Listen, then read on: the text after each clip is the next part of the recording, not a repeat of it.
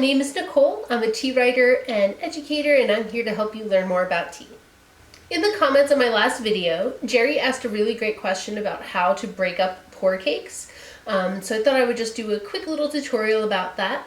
I do have an entire section on pu'erh dedicated on my website, so I will link that up there so that you can check that out. It's got all of your basics as well as some advanced topics, so it's a really great place to start if you're new to this type of tea. So some pu'erh tea comes in the form of these kind of little bird nest shapes. These are called tocha. These you actually don't have to worry about breaking up. Typically they're actually designed to be a single serve. So you can put just one of these into your gaiwan or your teapot or your teacup. It just does depend on the size of your teapot. But generally one of these is all you'll need and you don't need to break it up. Some tea companies tell you to. I find that's just kind of a little difficult to do, as well as slightly dangerous because they're so tiny. Once you even just give them a quick rinse with hot water, the leaves will start to break up on their own. The same thing goes for little dragon balls or kind of little biscuits like you might get from companies like White Tea and Bitter Leaf Tea. These are single serve, you do not need to break them. But if you have a big pu'erh cake, that is one that you're gonna have to break tea leaves off of. And there's a few different tools that you can use. Generally, I prefer the ones that are kind of just like a thin, sharp needle. I find they're just kind of the most effective in that they break the tea the least because your goal is to keep your tea as whole as possible when you're breaking it off of the cake. I do have one that's almost kind of like a sword shape. I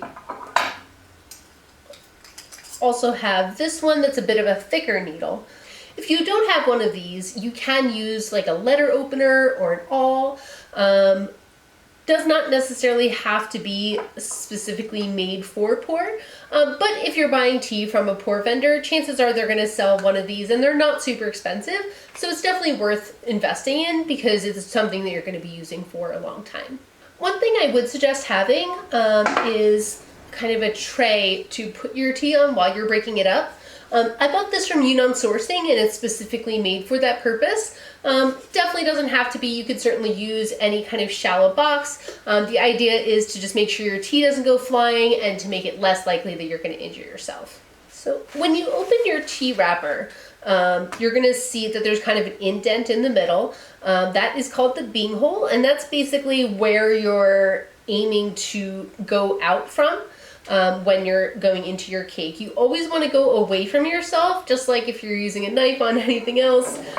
You never want to point towards yourself. You always want to really make sure to keep your hand out of the way. I have certainly impaled myself a few times over the years, so it's definitely something to be careful of. So let me just do a quick zoom in so you can take a look. So once you have your tea cake in your tray or box, you're going to take your knife or your needle and you're going to point it in the bing hole, pointing out away from yourself, and you're just going to carefully wiggle. I find it's best, especially if it's a new cake, to kind of feel around and see if you can find the spot where the leaves are the loosest, and you're just going to wiggle it in there. You're not going to stab or jab it. Basically the idea is to pry it without damaging the tea as much as possible. So you're just going to very slowly and carefully pry that piece up. Once you get enough of it up, you can certainly just grab it with your hands. And there you go. I hope that that was helpful. Some cakes are pressed incredibly hard. Those are often called iron cakes for that reason. If you do have one that you're having difficulty digging into, the tea is just kind of falling apart, it can help to steam the tea slightly. My friends Jen and Phil from Jen Tea did a video on steaming tea cakes. So I'm going to put a link to that video in the description so you can check it out later if you'd like. Definitely subscribe to their channel if you love tea. They recently posted a video of the Anji Baicha tea fields in China, and the views were absolutely stunning. Also, speaking of YouTube videos, I just wanted to say thank you to Jan from Tea with Jan. She gave me a very sweet mention in her Tea News with Jan segment, so I'll link that video in the description as well. Definitely check her channel out as well if you are a fan of tea. Your steps are pretty much the same for any compressed tea, so you can certainly do the same for white tea or any other tea that might be pressed into a cake. I do find that white tea cakes tend to be a bit easier to break apart, so you can go a little bit more gently to try to keep your tea leaves more whole. It's ideal to keep your tea leaves whole because the more the tea is broken up, the more bitterness there will be. So a lot of times when you finish a cake, you'll wind up with lots of little bits left in your wrapper, and if you brew those, you'll notice that it's much more bitter than the tea cake itself was. Let me know in the comments if you like pu'erh tea and what your preferred method is for breaking up your cakes.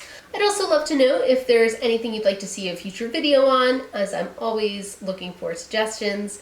Thank you for watching, and I'll see you next week.